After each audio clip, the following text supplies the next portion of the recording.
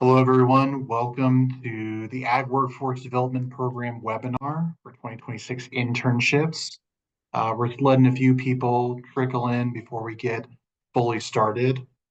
Our goal for this webinar is for it to be about 50 minutes, and we're going to cover a whole bunch of topics. We're going to look at the application. We're going to share some information about the program. All right, it looks like people are coming in. Probably more folks will be joining us in a little bit. But I'll kick off with some introductions. My name is Sam Hahn, and I'm the program manager of the Ag Workforce Development Program.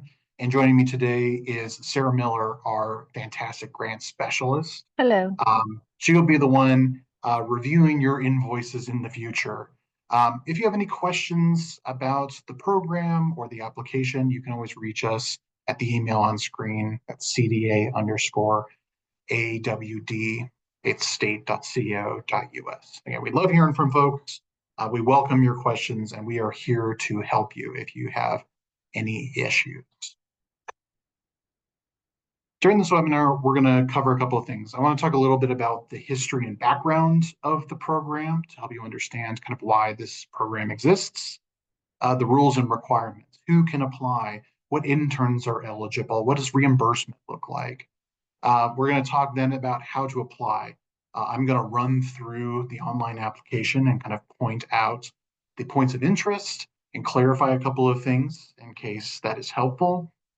And then we'll look at the dates for this application cycle. What does our schedule look like? What is the runway? And then point you to some resources available for you to look at as you apply for this program. And at the very end, we'll have a time for questions and answers. On Zoom, you should see a button that says Q&A at the bottom of your screen. You can open that box at any time and type a question and submit it to Sarah and myself, and we will go through those questions live at the very, very end. So if you have a question, don't wait, go ahead and put that in, and we'll make sure we get to all of the questions by the end.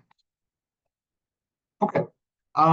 About the program. So the Ag Workforce Development Program was established in 2018 by the Colorado legislature.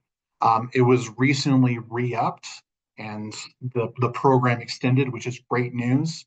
And the goal of this program is to help our state build a pipeline of agricultural talent, right? Help get young people into agriculture and train them up so that they are ready and able to have a career in agriculture. And the way in which the program does that is by offering financial incentives to farms, ranches, and other ag businesses to hire interns, because internships are a proven way to get young people this training. Now, why might you want to participate in this program? Well, we at CDA, we will reimburse 50% the actual cost to employ an intern, up to $5,000, right? There's a $5,000 maximum for each internship, but we help cover those costs.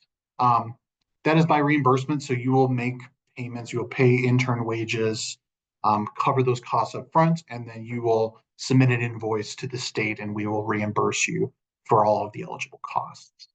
And eligible costs include the gross wages that you pay to the intern, your payroll taxes as the intern's employer, the cost of adding the intern to your workers' comp policy, some supplies that may be necessary for the internship, and a flat rate for indirect costs that we kind of give to you automatically for hosting the intern and participating in the program.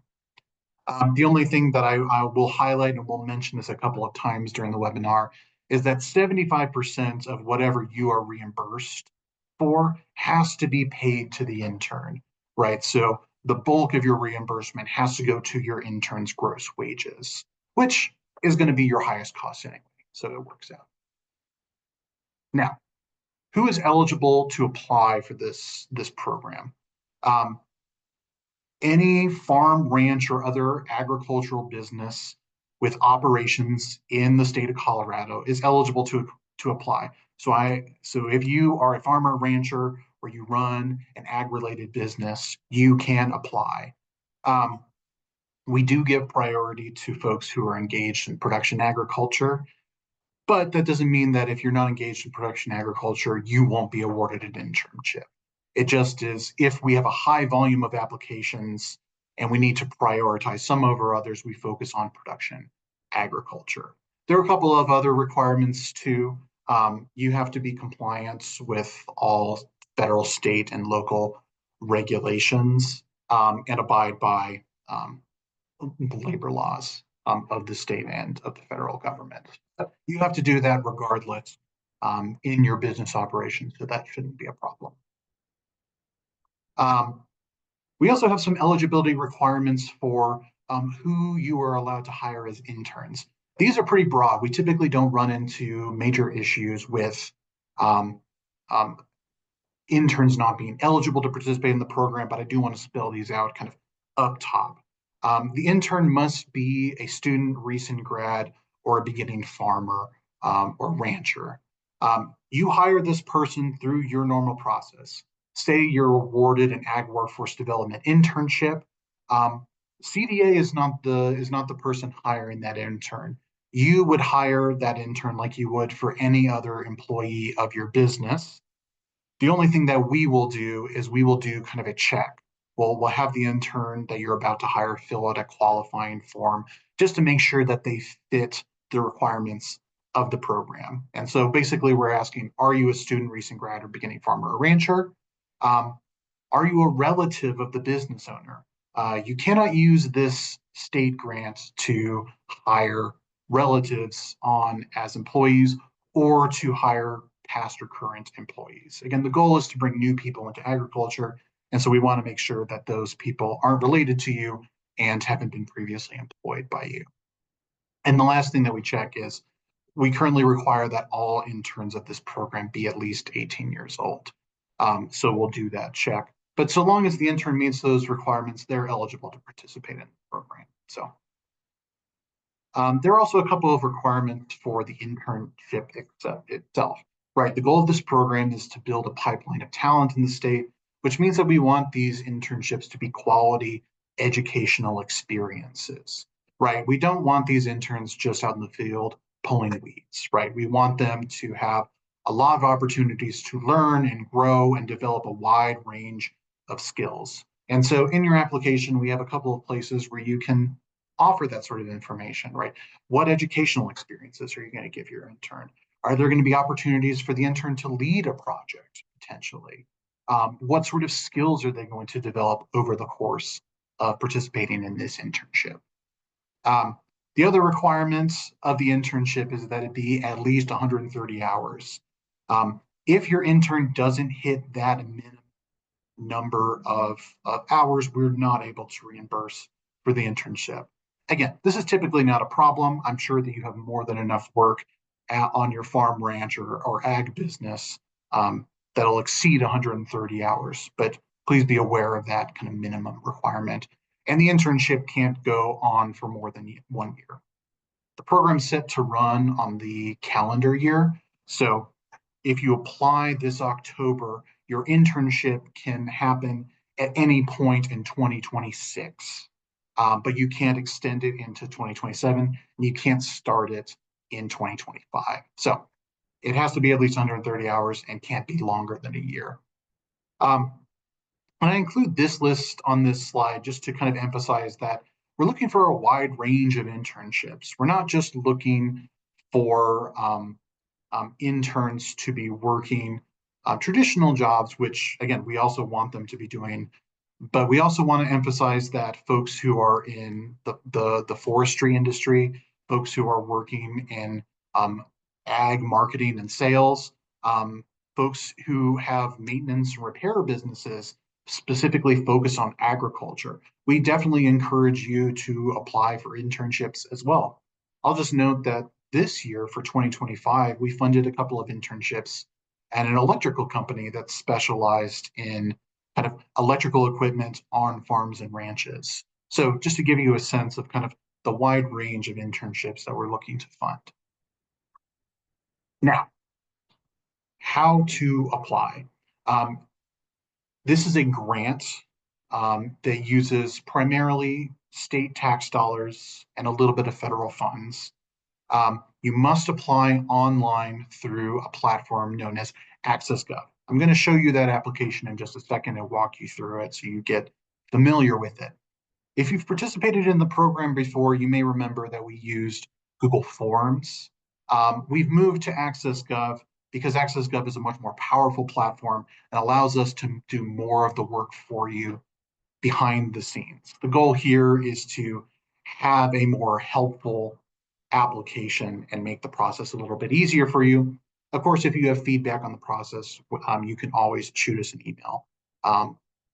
We'd love to hear thoughts on how we can improve this process in the future.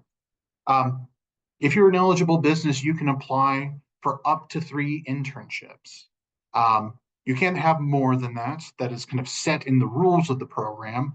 But if you are looking to hire more than one person, you absolutely can. You can ask for up to 3 interns in 2026. The only catch is you have to submit a separate application for each intern. That allows us to see how the different internships differ from each other, right? Are the interns going to be working in a different location? Are their job descriptions going to be slightly different? By having separate applications, we're able to see kind of the differences between each of your internships. Okay, I'm going to stop sharing my screen for a second and switch over to the online application. Here we go. Or can you confirm that you can see this on my screen? Okay, we can see it. Thank you. This is the online application on AccessGov. You can access this application by going to our website. I'll share the link in just a minute. There are a couple of places where it'll link out to this. But when you click those links, you will reach this page. At the very, very top, you see that we're in test mode. That's because I built the form and I want to make sure that I am not submitting an application for me because I'm not looking to hire an intern in 2026. But you are. The first thing you'll see is this landing page. We have some important information at the very, very top. The deadline to apply is Friday, October 31st, 2025 by 5 p.m. So Halloween, you must have your application in by 5 o'clock on Halloween this year. We will have this application open for a month. It opened October 1st. It'll close October 31st. And so if you want an intern in 2026, please apply by that deadline. You are now currently at the webinar on October 8th, so congratulations. And a reminder that you can only be reimbursed for $5,000 maximum for each internship that you are awarded.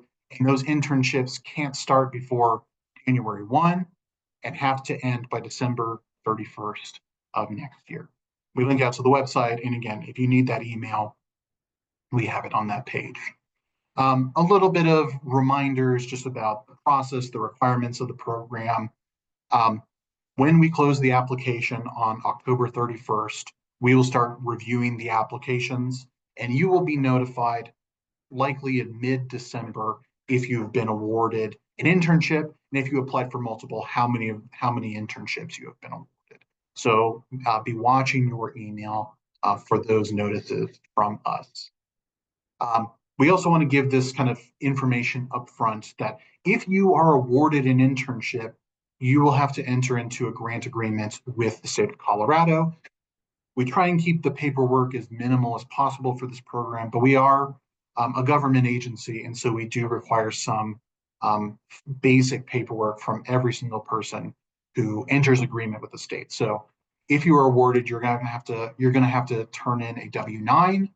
You're going to have to show that you have at least a $1 million general liability insurance policy. You have to show that you have workers' compensation insurance because you're going to have to add the intern to that policy. And if the intern is going to be driving a vehicle for your business as part of their internship, you have to show that you have auto liability at least 1 million. Again, these are pretty standard rates. This typically isn't an issue, but if this is going to be an issue, please reach out early and we're happy to kind of work through and see if there's some flexibility there. And a reminder, this is a reimbursement grant. So If you are awarded, you are not going to receive the money up front. You're going to have to pay the intern up front, and then you will have to submit documentation to us to be reimbursed at the end of the internship. And we will help train you and walk you through that process so you understand exactly what we're looking for. Okay, great. Enough of the preamble. We'll hop into the application. This very first page, we just want to know who is applying, right? So put your name, your email, your phone number. If there's somebody else who is going to be the point person, the main contact for this application, and they're not the person applying, we just ask that you provide that information. When we email you about the program, we'll include both the person who applied and the point of contact on those communications. So very straightforward. The second thing is the business eligibility. I talked about this before, right? You have to be based in Colorado. You have to have a business of an agricultural nature. You have to adhere to all labor laws and be compliant with federal, state, and local laws. We have this kind of box throughout where we just ask that you confirm that you understand the criteria for applying. So you'll need to check that box, acknowledging that you understand what the requirements and eligibility criteria are, and then you can add some information. Right? What is the name of your business? Tax ID. We have some questions that we ask that are strictly for statistical purposes, just to help us see what sort of businesses are applying for this program. We do not use any of these to rank or pick applications. So just select any that apply and move along. We want to know kind of what sort of business are you running? Oh, I'm a mushroom farm. Oh, I'm a ranch with this number of cattle, things like that. Just a little bit about kind of what your business is and what you do. Again, you can keep that short, 2 to 3 sentences. How many folks are you employing? Where are you based? What county are you in? And if you have a mailing address that's different than your physical location, we want to know that as well. Okay. You'll notice as I go through, there are these kind of caution triangles at the side of the application. That's because I haven't been entering information into the application. And so when you see that symbol, it's just letting you know that there is kind of incomplete section. If we go back to the business, you'll see that there are these kind of red texts with these exclamation points. Those will show up anywhere where you are missing information on the application. The application will not allow you to submit it if you are missing stuff. And I'll show you what that looks like at the end, but it'll redirect you to anything that you may have missed in the application. Internship requirements, again, just a reminder, it has to be educational quality, at least 130 hours. You also have to pay the intern minimum wage. That's the requirement of the state. And a local minimum wage may apply as well, depending on where you're based in the state. So we provide a link in case you're not exactly sure what that minimum wage is. You have to provide the intern supervisor. You need to have somebody overseeing the supervisor. It can be you. You can be the supervisor, but we want information about who that person is going to be. And again, a reminder that when you hire the intern, that you have to provide workers' comp for them. So we'll check the box. Yes, we understand the requirements of the internship. And then we ask, what is the planned start and end date of the internship? Now, these dates are not set into stone. This just helps us understand kind of when you are planning on hiring the intern, right? Most people aren't looking to hire an intern Jan 1, but it's totally fine if you are. But we want to know, okay, I'm planning on hiring in March, and I expect the intern will wrap up by September. Okay, great. Put in those dates. It also helps us prioritize which grant agreements we need to get in place sooner rather than later. Again, if things change on your end, that's totally fine. We just ask that you be in communication with us and kind of let us know kind of what the status is and how things are going. We ask for an intern job title, a little description of the internship, again, just 2 to 3 sentences, and then you can go a little bit more in depth in these other questions. We provide some help text, some examples of what an example might look like. You do not have to follow this structure. You do not have to mirror our language back to us. This is just a helpful starting point, just to let you know kind of what we expect to see. We want to know kind of what is the intern going to be doing, what are their responsibilities, what educational opportunities is the intern going to have? Do you want the intern to read a book related to your industry? Do you want them to go on some farm tours? Let us know kind of how you are going to create this quality educational experience for the intern. And again, this is not necessarily required, but a helpful way for these interns to build skills, be trained, and kind of kick off a career in agriculture is to give them some opportunities to lead. So if they're, for example, going to be helping volunteers on your farm or something like that, make a note for us so we can see that. And lastly, what are the skills that the intern is going to get out of this experience? So all of this helps us just make sure that the internship is going to be a quality educational experience, and also will help you when you go to write your job description to ask for folks to apply. You'll have some of this work kind of done on the front end through your application. Again, we remind you of the intern eligibility, right? You have to be 18 years old, must be a student, recent grad, beginning farmer, or rancher, cannot be a relative, cannot be a previous employee. Again, you are required to set up this intern as a W-2 employee. So please be aware of that up front. You have to provide them workers' compensation. You will have to pay payroll taxes for the wages to that intern. But of course, that is something that is eligible for reimbursement, which we'll go over in just a second. That you understand the criteria. Some people apply for this when they already have somebody in mind who they want to hire on for this internship position. If that's you, click yes, and then just let us know who is this intern going to be. It's totally fine if you don't. Most people don't already have somebody in mind, but it just helps us when we actually go to qualify to check that the intern meets the criteria to actually have that name in advance. I mentioned this a second ago. You have to provide a supervisor, what's their name, what's their job title, and a little bit about kind of their qualifications. How long have they been in ag? Do they have experience managing an intern? Things like that, just to help us understand how this person is qualified to supervise the intern. And then lastly, again, the internship has to happen in Colorado. So you provided your business address earlier in the application. We just ask, hey, is the business address where the intern's going to be working? If it's not, okay, where is the intern going to be doing their work? So, that is it in terms of the internship requirements. Now we actually get into the funding request. You'll notice that there is a lot of text in this application. And the goal here is not to exhaust you with all of the reading, but instead to make it really clear what the requirements and expectations for this program are. The place where we have a lot of text is around funding. This program is a little bit complicated in terms of how kind of the budgeting works, but from a very, very high level, right, you can be reimbursed for up to $5,000. And in order to get the full $5,000, you have to show $10,000 or more in actual costs. Because again, we can only reimburse for 50%. So as long as you can show us $10,000 in eligible expenses, you can receive the full $5,000 reimbursement. Now you may ask, okay, what is considered eligible for reimbursement? Intern gross wages. I said this earlier. This has to be at least 75% of your reimbursement. It could be 100%. You may say, I'm going to be paying this intern $20,000 over the course of their internship.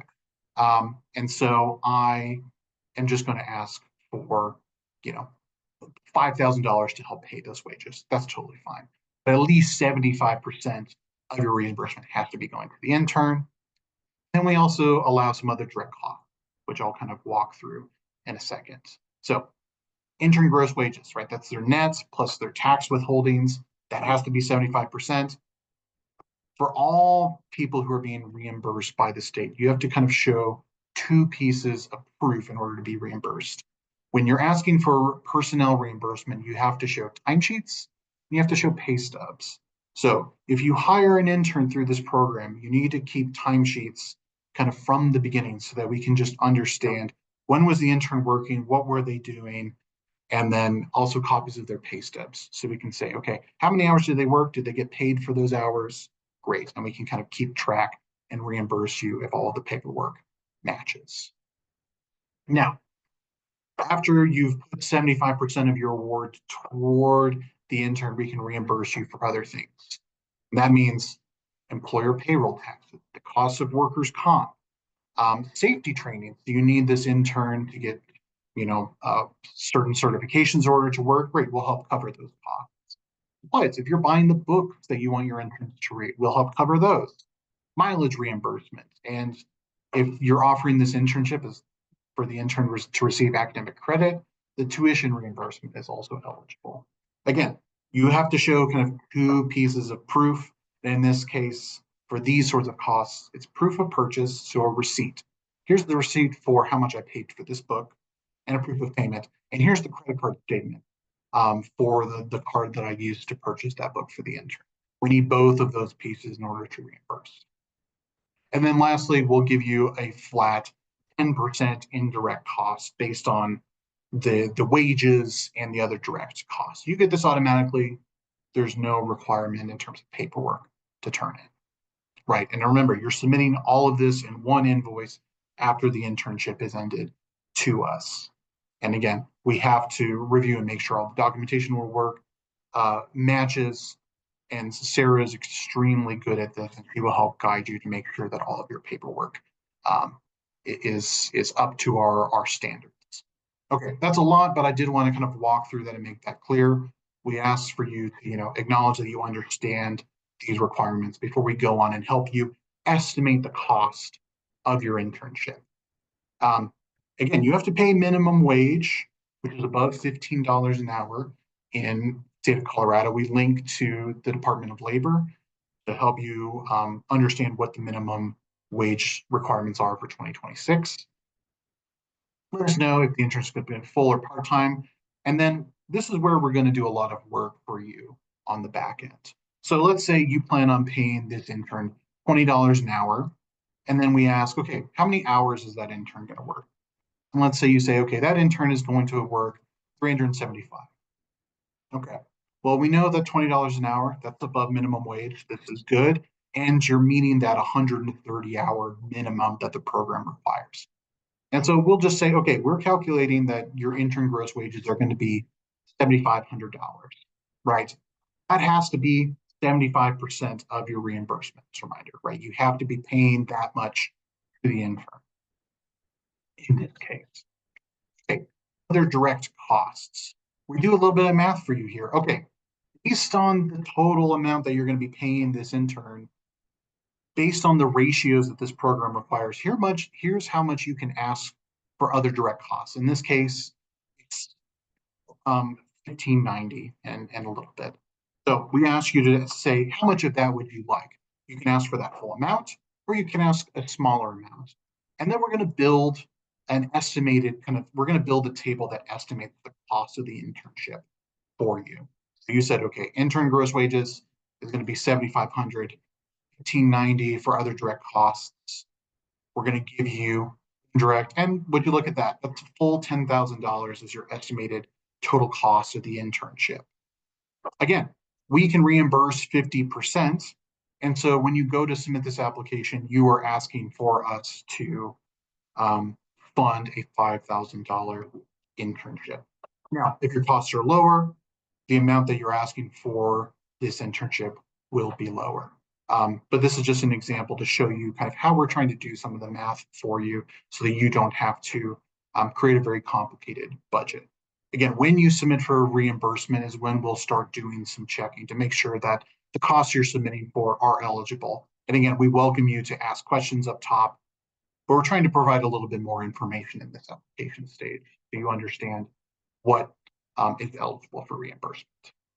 Okay, happy to answer questions about the budget if you all have them. We'll just get to the very end. The last thing is we just ask for some acknowledgments. How did you hear about the program? Have you participated before? Can we share your name to help promote the program? the name of your business, and then just a couple of check boxes. You understand that there are some minimum insurance requirements. You affirm that the internship is not being used to displace current employees of your business, and that everything that you've put in the application is accurate. So you'll check all of those, and then you will go to the next. We'll let you review the application if you like. We'll show you all of your answers. You can scroll to the bottom after you've checked that everything makes sense and matches. You can go to submit. Now, I go to submit and I get validation issues. This means that there are pieces of the application that I haven't fully filled out. And so hopefully it provides links to those kind of those orange, those yellow triangles where it flagged where there are missing pieces. And I can hop back into those parts of the application and add in that information. So once you have everything as green checks on the side, you can go to submit the application. We'll get an acknowledgement. We got it. You'll get an email. We'll get an email, and you'll be added to the queue for us to review. And again, we will let you know in mid-December if you are awarded. All right. I know that's a lot, but hopefully you found it helpful for us to kind of show you how the application works. I'm going to stop sharing. If you have questions, happy to hop into those in the Q&A section. I'm going to go back to my presentation and wrap things up. All right. We've talked about how to apply. We've walked through the application. I've said this a couple of times. The deadline to apply is Friday, October 31st of this year. You must apply by 5 p.m. that day. The application is set to automatically close at 5 o'clock, so you won't be able to access the form after 5 on October 31st. So get in your applications as early as you can. Again, we'll let you know if you've been awarded in mid-December, and the earliest your internship can start is Jan 1, and it has to end by December 31st, 2026. So apply by Halloween, please. Now, we've gone through a lot of information. You may say, Sam, this is helpful, but I'm not sure I'm going to remember absolutely everything that you've said. One, you can see a lot of this information in the application itself. That's part of the goal. And other information is available on our website, ag.colorado.gov/ag Workforce Development Program, AWDP. Will take you there. You'll see that there is a link to apply. You can click submit a business application or that green box that say applications are open. You can also read the program rules. If you're someone who likes to get in the weeds and understand how things work, we link to the program rules for this program. And also we have a number of FAQs, as well as all of the eligibility criteria that we've kind of covered throughout this presentation. If you have questions, I encourage you to please check out the website. And if you can't find your answer there, you can always shoot us an email. And that's it. Here is the link to the website. Here's the email for the program again. And we can open it up for questions. Sarah, what questions have come in through the Q&A box? Yes, we have 3 questions. Okay. So I'll start with the easy one first. The first easy question is, will this program be available in 2027? Yes, this program will be available in 2027. Yes. Okay. So if you're not ready for an intern in 2026, we will reopen the application next October or around then. Again, we always accept applications for the following year in the fall. So fall 2026, be on the lookout. You can also sign up for notifications. Perhaps you saw our newsletter announcing this program. If you didn't get the newsletter letting you know that the applications were open, you can go to the website at the link that we provided, and you can scroll down to the bottom, and there's a place where you can put in your email address. We don't spam you. The only thing you get is announcements about the program. So if you want to be notified when the application reopens next year, you can add your name and email to that list. Great, thank you for that. The next question is this program available to companies that work in agriculture as contractors to farms and ranchers? I hire interns for agronomy each year. Hmm. I think you would be, I think that is eligible. If your business is of an agricultural nature and you are based in Colorado, you're eligible to apply. So you are contracting with, it sounds like farms, ranches, and ag businesses as an ag business yourself. So in my mind, that is eligible for the program. Sarah, do you have any other thoughts on that? No, I agree. As long as you're hiring the intern as an employee for your Yeah. business, if you're doing contract work, I don't think that's an issue at all. Yeah, Um, exactly. You can't hire the intern as a 1099 contractor. They have to be a W-2 employee.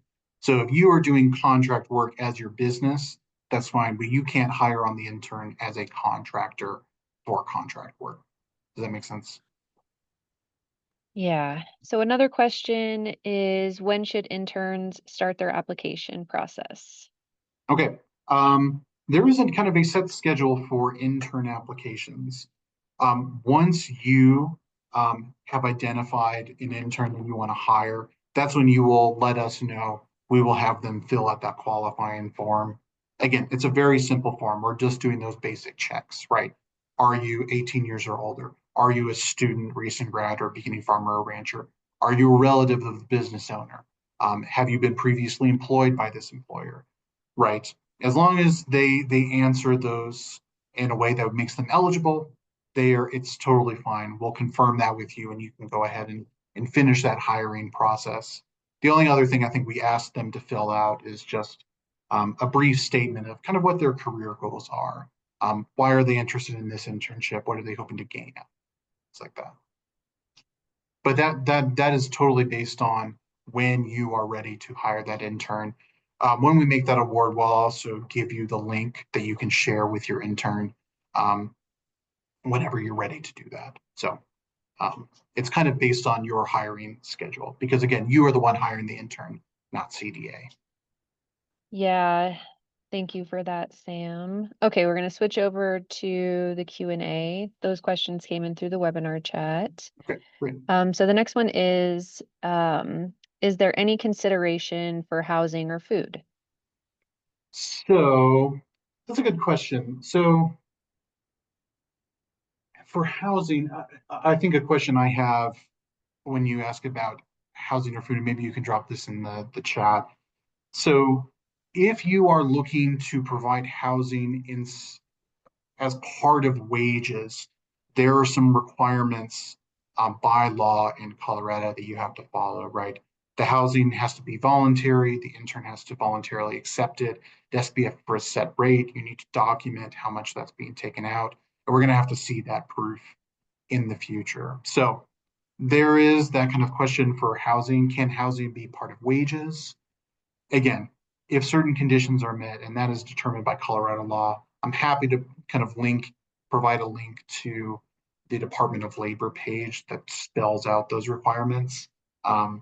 But potentially, I think it'll make it simpler for you if you're able to use your grant award toward gross wages. That'll simplify things in terms of paperwork on your end. But there are some cases in which housing would be allowed.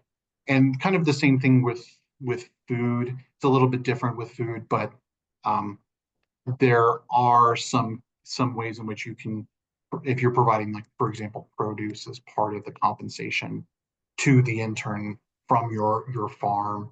Um, again, my recommendation is the more you can stick to those clearly defined categories, the easier the paperwork is going to be for you.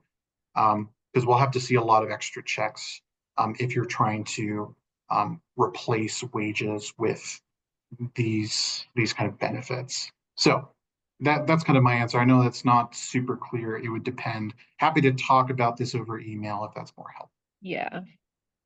Okay, I'm gonna mark that one. And then the next question, let's see here. Um, let's take on this one. Is there any guidance on language that has been flagged by the federal government? Is there a concern including DEI language in the application? No, we do not. We don't have a concern about that. Again, primarily this program is funded through state funding. We have a little bit of federal dollars that will go to specific internships. And again, we are not using those kind of those statistical questions don't factor into which applications we are picking and choosing. So if you mark that you are a beginning farmer or rancher, if you mark that you operate in a low income community, that's helpful for us to know as the department. But again, we aren't using any of that to make determinations about which internships we're picking and choosing. So no, we don't have concerns about that. All right, the next one is how competitive is this program? It depends on how many people apply. Um, in past years, we've been able to award everybody who is eligible, but the program continues to grow and to grow and to grow. And we have a set amount of funding this year.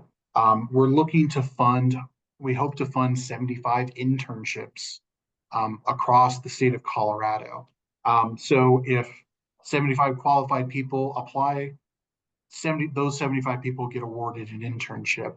If we get 150 applications, it'll make it a little bit more competitive, and we'll have to kind of dig into kind of the details you provide in the application about what is making this internship a quality educational experience. So it's hard to know. We will know more on October 31st. So I encourage you to apply. We have not had to turn lots of people away in the past, but I can't say for sure whether or not that will be the case this year. It's hard to know. We would love for lots of people to apply so that we can make the case for more funding for this program in the future. So all I can say is, apply for as many internships as you're looking to have, provide clear details on why yours is going to be a quality educational experience, and then hopefully we're able to award you. The next question is, if we know we want a summer intern, but are on the fence about a fall intern right now, is it okay if we apply for both? Okay, so you know for sure you want one internship. You're not sure if you will have a second internship, and they would be on different schedules. It's kind of what I'm hearing. Yeah. So the other thing, so I will say the application closes October 31st. You need to apply by October 31st in order to be considered for this kind of the funding that we have currently available to us. We will be reopening the application for people to apply to join a wait list in case more funding gets freed up. Sometimes a business is awarded an internship and unfortunately they aren't able to find an intern, or the intern has to leave before they hit the 130-hour minimum, and so we aren't able to reimburse. And so sometimes money comes back into the program. And again, we want to make sure we're sending that money back out to folks so they can hire. So you could potentially apply for one internship. Yeah, we want a summer intern. And then when we get a little bit of clarity, maybe we apply to join the wait list to see if we can be funded for a fall intern. Again, if you join the wait list, there's no guarantee that we can fund it. So it's a little bit up to you. We ask that you apply for the internships that you plan. With all of the knowledge that you have in this moment, obviously things can change and we'll work with you if things change. But if you know that you for sure can do a summer intern, but you're not sure if you can do a fall intern, I would say apply for the internships you know that you can handle right now, that you can manage, that you can staff, and then consider maybe submitting an application after this cycle closes to join the wait list. Again, it's a little bit hard to give clarity. What we don't want to have happen is to award somebody an internship that's not going to get used and not be able to re-award that money to somebody who wanted an intern in the first place and could have hired them. So we just want to be cautious of that and make sure that the program is as fair as possible and we get as many interns trained in 2026 as possible. All right, we've got one more question that's come through in the webinar chat. Okay. Is there a platform to help students find someone who's looking for an intern? Well, so there are two things. One, on our website, we have added an intern interest form. So if there are students who want to be added to a list to say, hey, here, I am interested in an internship. Here's where I'd be interested in working. Here are my qualifications. Here's when I'm available.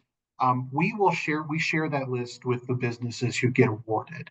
So when we award the internship for 2026, we will say, you can hire whoever you would like, right? You go through your own process. We'll just do that check to make sure the intern you're hiring qualifies for the program. But if you're having trouble finding folks, here is a list of people who have expressed interest. Maybe they're students at CSU. Maybe they're people who have moved to Colorado from another state and are really interested in agriculture, right? We have people who express interest, and we've kind of formalized that process. So we will have a list that has that person's name, their contact information, and again, the information that would be useful for you as a business looking to hire somebody. When are they available? Where are they looking to work? And what sort of experience do they have? And that can help you understand, okay, who might be a good fit for the internship. You can reach out. We don't share your information. The businesses who apply, we don't give out that information to the interns. We ask the interns to give us their information and we share it with you.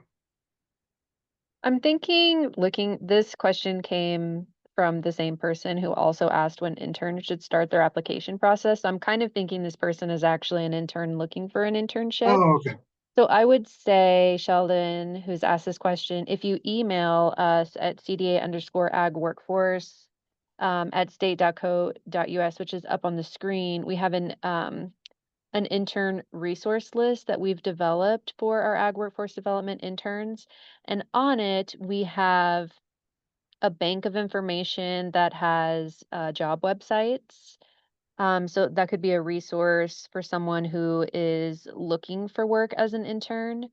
And then I would say additionally, lots of these businesses will be advertising their open internships on their website or on their social media. So that would be another couple of places to be looking And as here well. I'm going to drop a link um, to our intern interest form. So if you are somebody who is interested in being an intern, um, and gain that experience in agriculture, submit this form, and we will add you to the list that goes out to the businesses who may be hiring. Okay. He says supervising at Adams State, helping students find ag internships. Okay, perfect. Thanks for that. We Yeah, appreciate it. yeah. Um, And we're happy to, if you want more details about how we can help connect students and businesses, happy to, yeah. hop on a call or, exchange emails. So feel free to reach out to the email address on screen and we can set something up. All right. So we've cleared out the webinar chat and the Q&A, Sam. Okay, great. Um, Well, fantastic. The last thing here, let me go ahead and drop a link to the application just so that everybody has it in case they're interested, and then we can wrap this up. Here, 2026. Here's the application for 2026 internships. It'll take you to, again, that application that we walked through. You won't see the test form kind of banner at the very, very top. And when you go to submit it, we will actually receive your application. So we look forward to seeing all of the applications come in. Again, we are always available for questions. If you are having trouble with the application and need some assistance with us, you can also reach out. We're happy to kind of, help walk through your application and not just kind of a dummy application that I was showcasing today. Um, yeah, and we look forward to reviewing your applications. Again, applications due Friday, October 31st by 5 p.m. We will review them and we will let you know if you've been awarded in mid-December of this year. And your internships can start as early as Jan 1 of 2026. All right. Thank you all. Thank you.